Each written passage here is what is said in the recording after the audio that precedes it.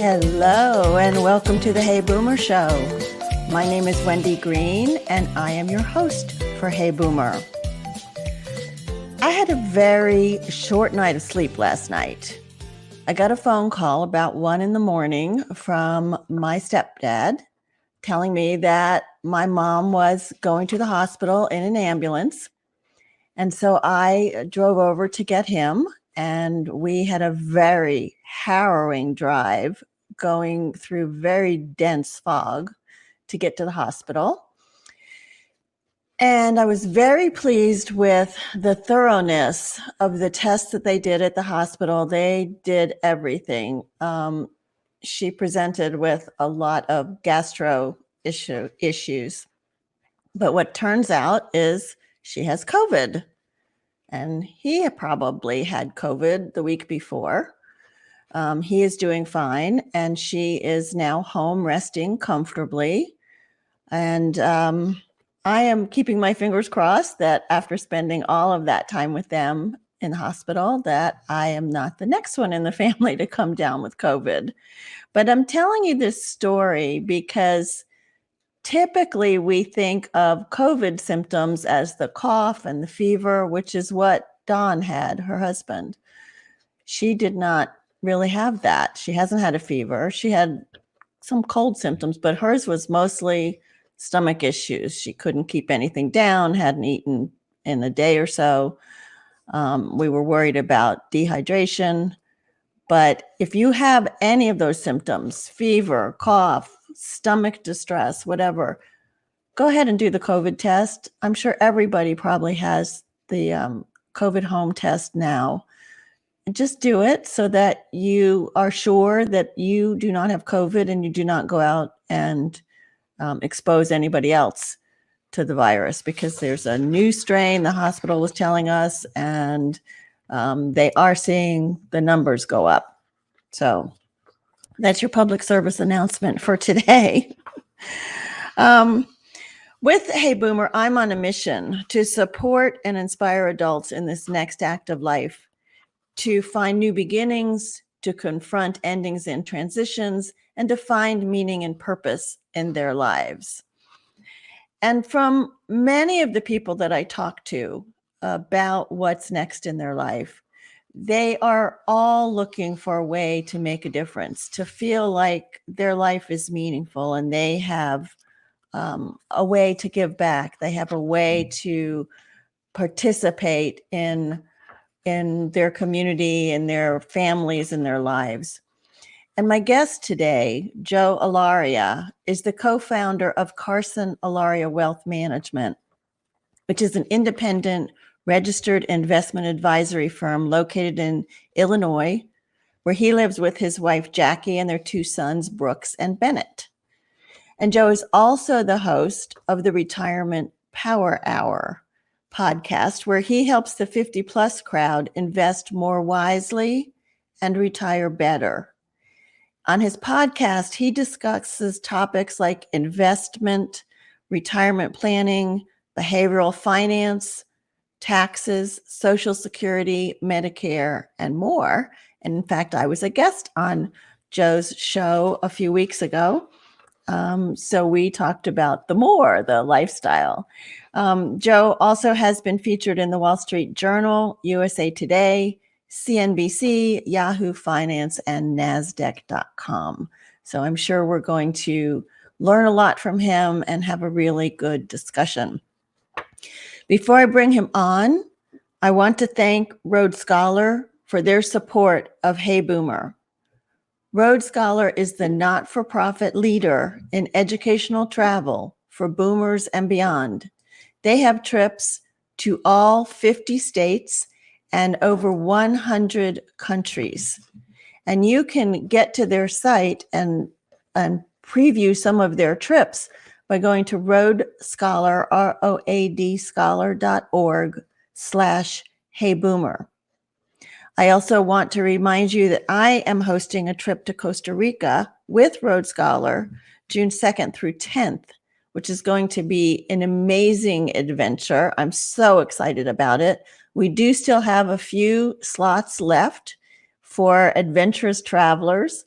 I would love to have you join us. So if you're interested in finding out more about the Rhodes Scholar trip that I'm hosting to Costa Rica, just drop me an email, wendy@heyboomer.biz, and I will send you some more information. So come and join us. And with that, announcements are over. Let me bring Joe on and start talking about this. Joe? Hi, Wendy. Glad to have you on the show today. Well, thank you. Yes, thanks for having me. It's a pleasure and an honor, and I love listening to your show, so it's awesome to be on it for once. Thank you. Yeah. And Annalie, drop me an email if you want the information rather than posting it here in the chat. So as I was saying to you, Joe, before we came on live, I saw that you played college football and majored in marketing, and now you're a certified financial planner. So I'm curious what made you move into that direction? Yeah, good question. It was probably could have been luck or happenstance, but when I graduated college, it was at a time where the job market wasn't near what it is today. It was very difficult to find employment, and I was having a hard time finding a job in my area. And so I was literally going through my phone book and just calling people, contacts that I knew and whatever business, and just saying, do you have anything? And so I ended up calling someone who was a former coach of mine and owned his own financial services company. So that's how it all got started. I thought I was going to go there and maybe do some marketing for them, but it turned out that I studied to get licensed as an advisor and really liked it, enjoyed it, and just continued with that. And that was gosh, I had to remember what year it was, over 11 years ago. So I've been doing that ever since I got out of college. And then you went on to get this certified financial planner designation, which is really a tough designation to get. Yes, and that was a few years into my career, and I thought to myself, if I'm going to do this, I want to do it right, and I want to get, not only just get the credential, but I want to, be knowledgeable. I want to be able to do a good job at what I'm doing. I want to know what the top financial planners are thinking about and talking about. And at the time when I got the CFP, it was popular, but not nearly as popular as it is today. And today it's a good thing. It's almost a minimum requirement, for a lot of people out there that are looking to hire an advisor. It's people are much more aware. And I think it's a good thing for our industry because it's a way to separate the people that are serious about financial planning from the people that are just out there trying to maybe sell a product, a financial product, an insurance product, or something like that. Right. Well, congratulations on achieving that. Well, thank you. So I was thinking about, all the people that I talk to about the What's Next program that I do. Mm-hmm. And many times people will say to me, oh, I have no problem with that. I am so busy in retirement, I don't need the What's Next program. And then, of course, there are other people that never took the time to look at what they're going to do when they retire, and they're the perfect client.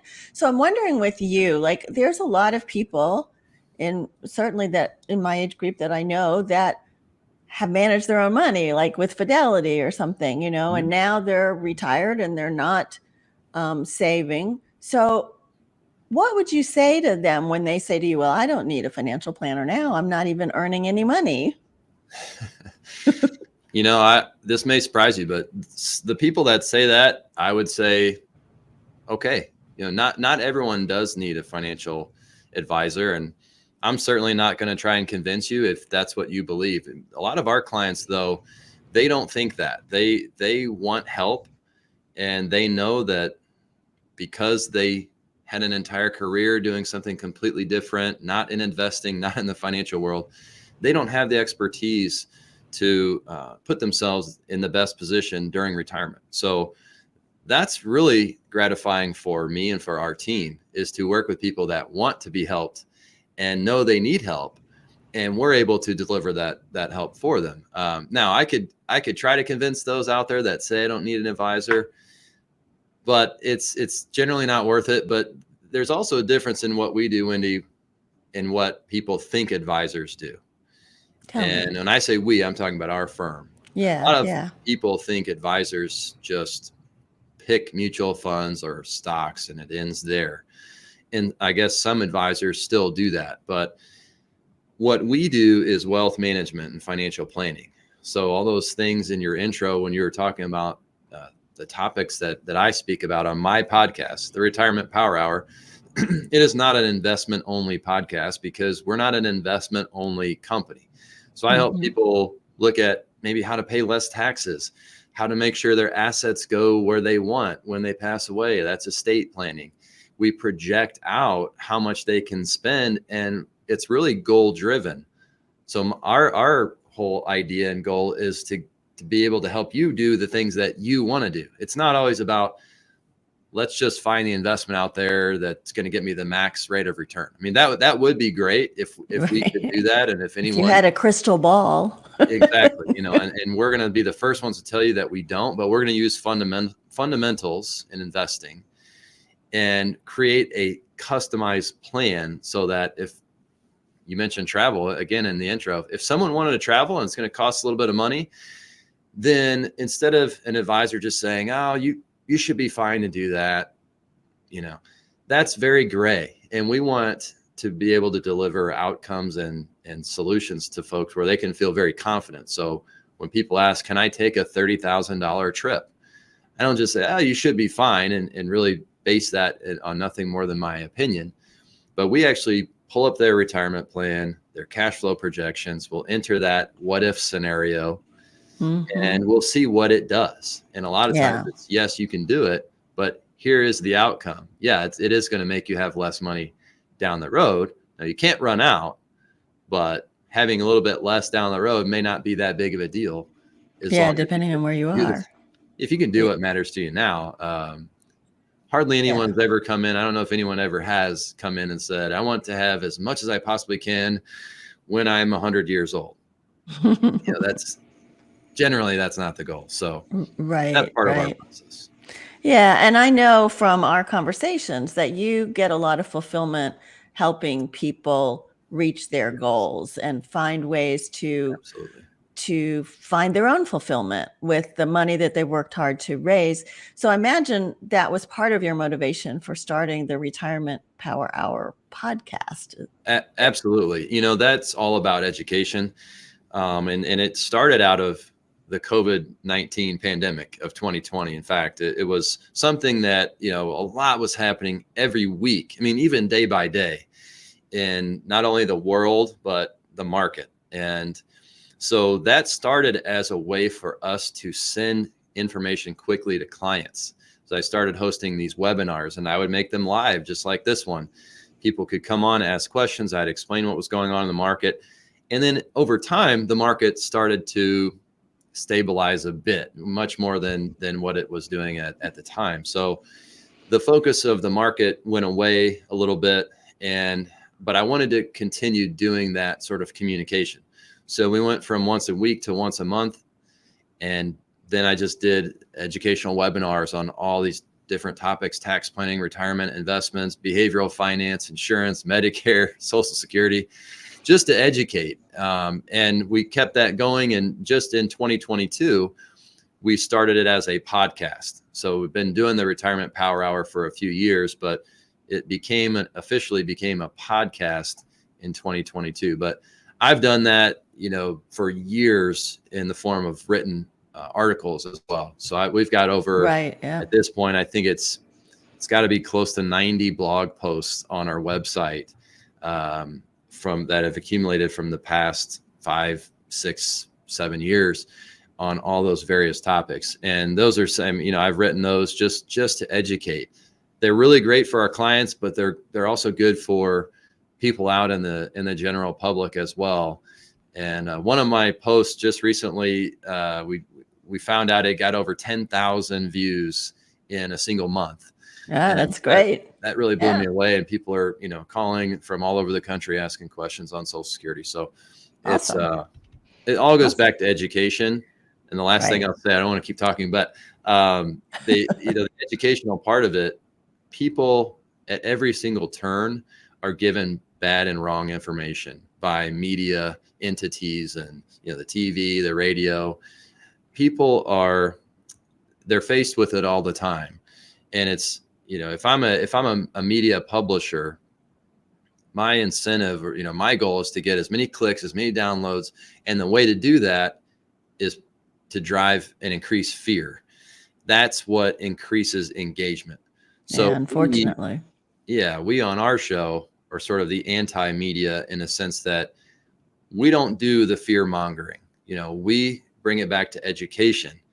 We're not going to tell you what you want to hear. We'll tell you the truth and tell you pros and cons. A lot of people will say, all stocks in this category are bad, or all 401ks are bad. It's never all or nothing. Right. There's a Right. time and place for everything. So we believe in education because we're fighting a tough battle against a lot of Fear. entities out there that are pushing fear. And we think people need to be smart about this and plan, but we're the first to tell you, don't worry, put a plan together, but don't worry. It won't add a single day to your life, just by worrying about it. But if we can help so people, let's stop talking about fear. All right. And let's talk about fulfillment. Yes. Right. So you take your clients through a process of questions, right, to help them figure out what are their goals towards fulfillment, as I understand. Is that right? Yeah. And it's different for everybody. And so it's really it's something that most people can't even answer the first time. We can't quite get to what means the most to them. And the reason is there is this giant hurdle that is staring them in the face in the form of just survival in retirement. And I often talk about a pyramid of retirement success. It's 3 levels. And that first level is survival. And that's just, Wendy, hey, I'm going to retire. I just need to be able to pay my bills and survive. Can I do that? And a lot of people, because they don't have a financial plan, I don't mean to be like a broken record, but because they don't have a retirement plan, they can't answer that question. And some people will even retire not having answered that question. And they'll just hope, I'm just going to retire and I should have enough. I'm going to take what I get from Social Security and this and that and make it work. Well, they hardly ever can look beyond that first hurdle because they've never drafted or had anyone draft a plan for them. But that's so common. That is not uncommon. If that's you out there, that is not uncommon at all. So once you get past the first level, most people get to that second level that I call survival plus. And that just means I found I could survive. And you know what? I could do a few things I like to do as well. I could take maybe a couple trips, do some gifting maybe to charities in small amounts or whatever. But I'm able to mostly maintain my lifestyle and do a few of the things that I couldn't do when I was working. I'm doing a few of those things now. But few people get to the third level of that retirement pyramid of success, which is that true retirement fulfillment. So in order for us to help someone get there, Wendy, that was a long way of saying we have to help convince them that they can get past level 1, that they can survive, that they can get past level 2, they can do some of those things that maybe they weren't able to do before. And now their mind can open up to just think about what is possible at that third level. And those are fun conversations. They're very introspective. So, and they're not financial at all. And that's why it's a little fun for me to help provoke those thoughts for clients. Yeah. So that's things like, do you want to leave your money to the kids? What charities do you want to leave money to? How do you want to spend money while you're awake, while you're alive? Yeah, we give examples like that. So yes, some people some people like to spend it, and that in their minds, if they can travel, if they can experience as much, that is fulfillment for them. Others like to leave as much to their children or grandchildren, or maybe fund a grandchild's education. And so we'll help, continue to give examples. Others are very charitably inclined. So they want to make a difference toward a certain cause, and then they can contribute their money there. But again, a lot of times people will do it and maybe they'll give small amounts, and it makes you feel good, but maybe it doesn't make you feel like, again, fulfilled. Like I'm really making a difference. And so the best part is if we can help you think outside of the box on how to use your money, and then also how to use your time. Yeah. Right. That's where I come in. Exactly. Right? But again, you've probably seen this too, but a lot of people, if I'm not certain about my financial future, then it's like, I don't want to bring any change into my life. I just want to keep everything the status quo and it is a little bit of, I think, fear driven. I don't want to change anything because I don't want to mess anything up. Everything's going good now the way it is. And I'm afraid if I change something, I could throw something off. So we talk about how to use your money, but we also talk to clients about how to use their time. Yeah. So a question just came in, and I was thinking the same thing, Susan. So if you've reached this point in your life and you have not had a plan, so you feel that fear that I'm at level 1, I'm survival is where I'm at. Is it too late to put together a plan? No, I wouldn't. I mean, there's different parts to that question. Financially, I'll be honest and tell people, if you haven't saved and you're not in a good financial position and you're 70 years old, that's a lot different conversation than if you started talking to an advisor at 40. Now, many people though do come to me and to us, Wendy, and they think they're not in good shape. And they think that because they don't have $1 million in their portfolio.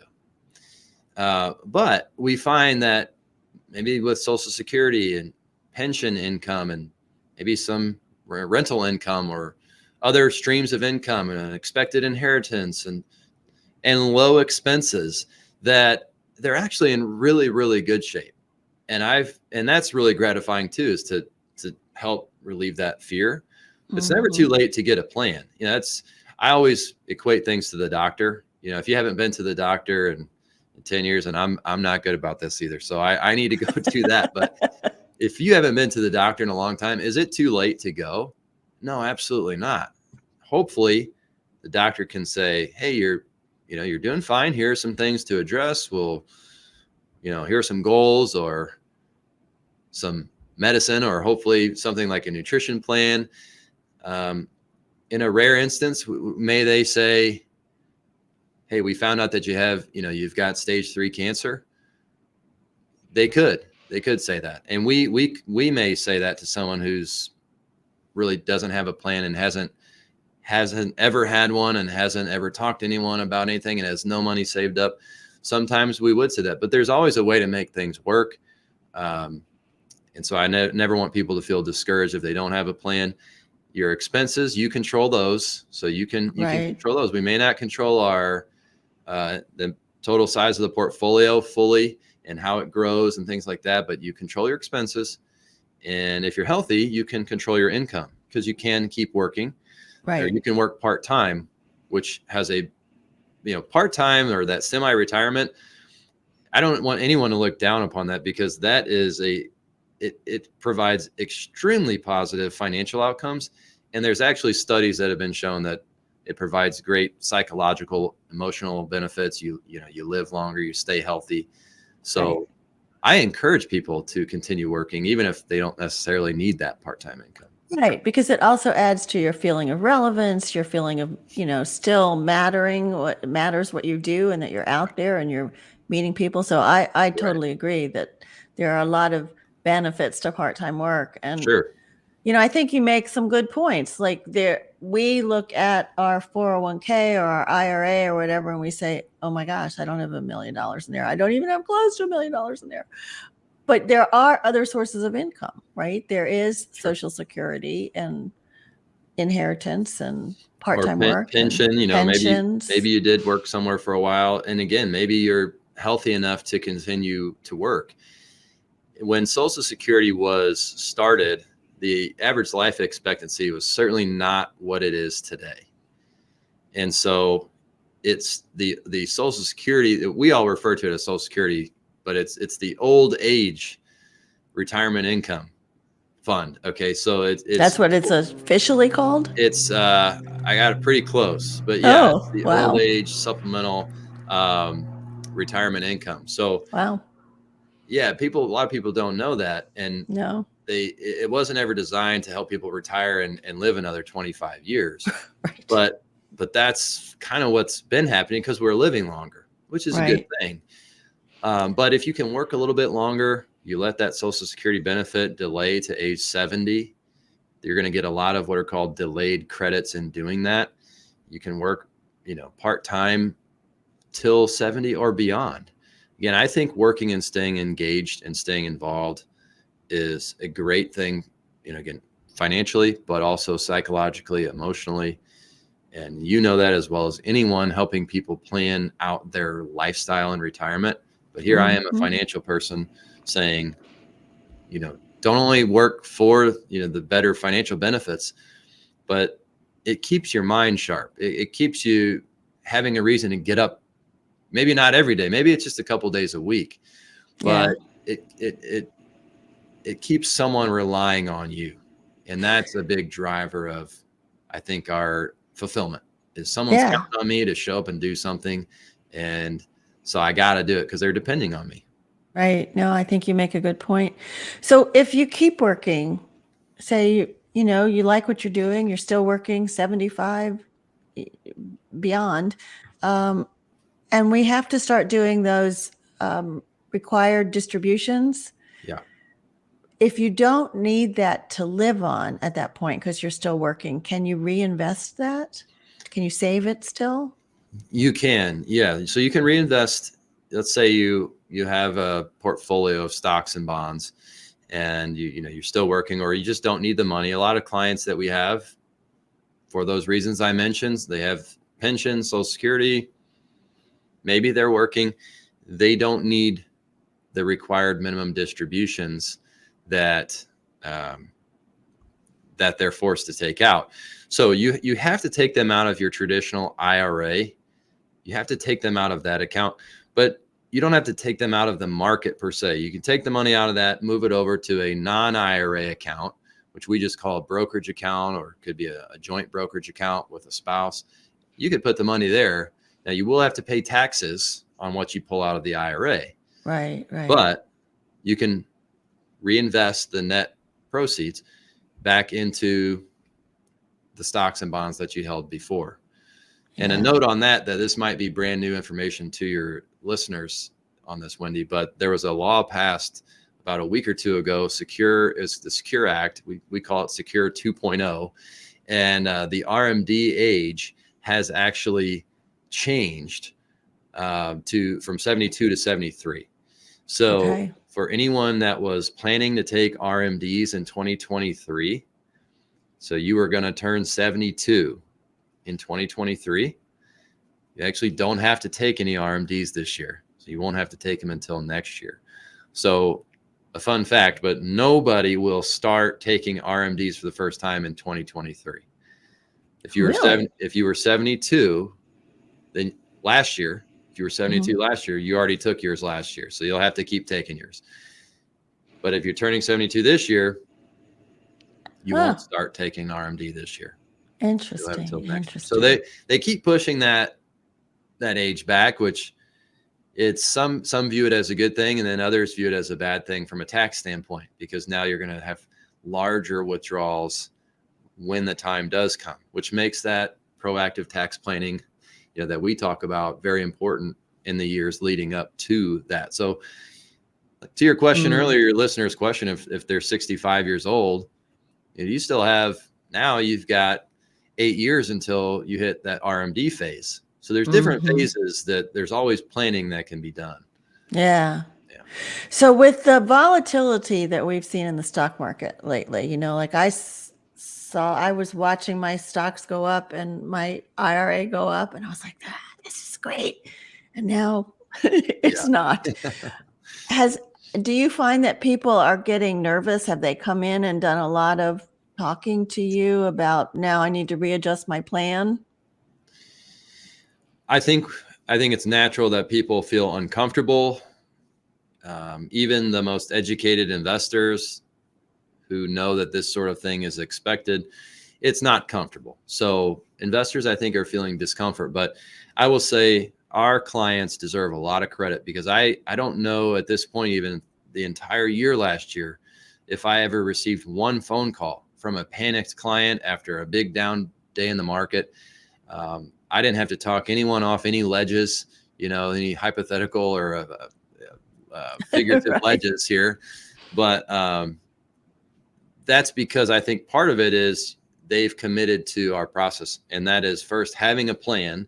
So we've showed them this is what can happen if the market does come down, and here's how it affects you. Well, if I don't know that, and then I see the market coming down, I'm going to panic. It's just natural. But if I know that I can sustain these downturns, and I know that my plan is still looking strong and I'm still on track, I'm not going to panic as much. And the other thing is, we're very proactive in our communication. So, we were sending out videos, recorded videos, making phone calls. So I think that helps as well. But clients surely and investors surely are uncomfortable. And when people ask me, I tell them, trust me, I want the market to come back as much as anyone does, but I also understand this is just a part of it. It's like, it's like the weather. You're not going to have sunny days, 365 every day of the year. It's just not going to happen. And when it rains for 3 days straight here in the Midwest where I am, we don't start running around in a absolute sheer panic, wondering if the sun's ever going to come back out. We know it's going to come back out. Sometimes you just got to give it time. And here in the dead of winter is the same thing. As we record this, it's pretty cold outside. I don't know how it feels where you are, Wendy, but it's chilly, and I'm looking forward to the warm weather, but I know it's going to come. You just got to be patient. It comes every single year. And just like that, the market, it has rebounded every single time that we've had a challenge, and that the market has had a challenge in the economy or whatever is going on. Yeah, it's just harder for people that are already retired, to see it go down, and how long do they have before it has to come back up.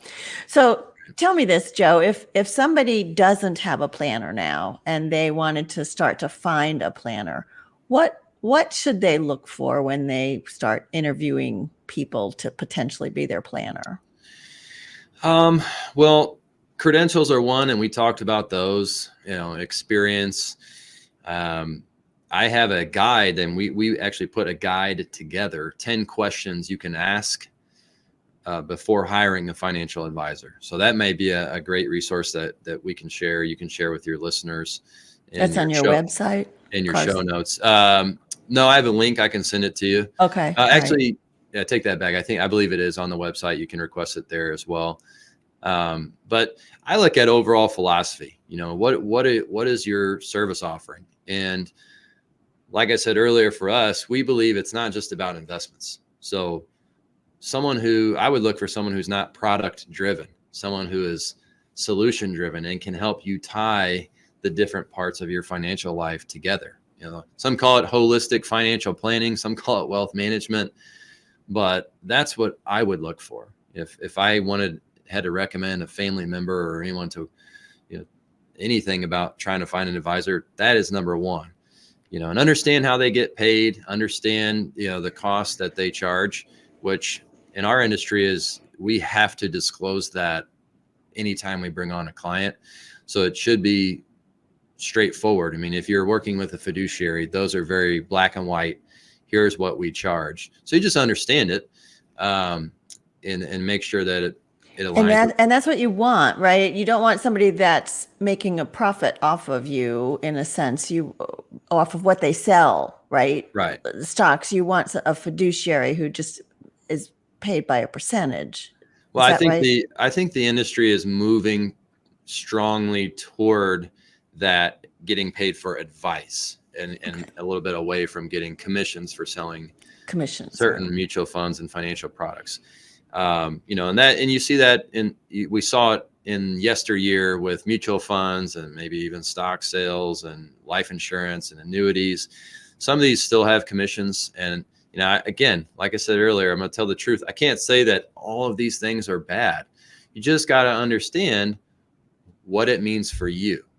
And so if I call a client and say, I really think we need to switch out of this fund and get this other fund, that client never has to wonder, is that because Joe really thinks it's best? Or is it because Joe's trying to hit some sales number before the end of the month? Right. They'll never have to wonder that, because we don't get paid any, no mutual fund company pays us any commissions on any investment recommendations like that. Yeah. And I think that's important to make sure that you don't hook up with somebody that does that. Yeah, you need to understand how it works. You need to understand how they get paid. You need to understand what they do. And that's what that 10 questions guide, which, yes, our website, my company's website is carsonallaria.com. So that's where you can go and get that under guides. But you just need to understand their investment philosophy, service offering, and someone who's going to build a plan for you. I talk about plan a lot, plan. If, ask how often am I going to meet you? What do those meetings look like? What do we do in those meetings? If you're going into a meeting with your advisor and it lasts 20 minutes and they show you your statement and then you leave. Yeah. Guessing there's probably not a lot of planning going on. They're probably talking about what happened in the market the last quarter and, getting you out of the office so the next person can come in. If that's all you're looking for, great. But if you want holistic advice, then that's not the best fit. And that's where the transition into retirement, there's a lot of stuff to think about. And so that's why I think we've created a niche in this area, because we understand, even though I'm not retired, I've had a case study of working with hundreds of retirees. I know the challenges that you're going to face. So we're more apt to be able to foresee those, to help guide you through them, give you good advice, and help you with other things, even non-financial as well. Yeah. That transition can be tough. It can be tough. Yeah. Yeah. Joe, this has been really informative. I have really appreciated you sharing all this information with us. And it's very obvious that education of your clients and of this audience is a priority for you. I just shared your website, carsonallaria.com. Here's the podcast website, retirementpowerhourpodcast.com. Yep. Where you could hear more about what Joe thinks about retirement and Social Security and Medicare and behavioral investing and all of that good stuff. So you can check that out at retirementpowerhourpodcast.com. Let's see. I am offering what I'm calling the Vitality Assessment, which you can find on the homepage of heyboomer.biz. And all you have to do is click and you'll get a download link for that. So that kind of gives you an index of where you are. Is your glass half full or half empty as you're looking at retirement and your lifestyle, and what you need to do to get that vitality up. So I would encourage everybody to go try and grab that, and to also support our sponsor, roadscholar.org/heyboomer, and join me in Costa Rica. So my guest next week is Dr. Joe Casciani, and he also has a podcast. Joe has a podcast called the Living to 100 Club. He has a 40-year career as a psychologist and manager of mental health practices, specializing in the care of older adults. He believes that living longer is the new normal, and that it is not always easy. So his mission is to help us reconnect with our resilience and age with positivity. And I always like to leave you with the belief that we can all live with passion, live with courage, and live with relevance. And remember that you are never too old to set another goal or dream a new dream. Joe, thank you again for being a guest on the Hey Boomer Show. Thank you, Wendy. I appreciate you having me. It was my pleasure.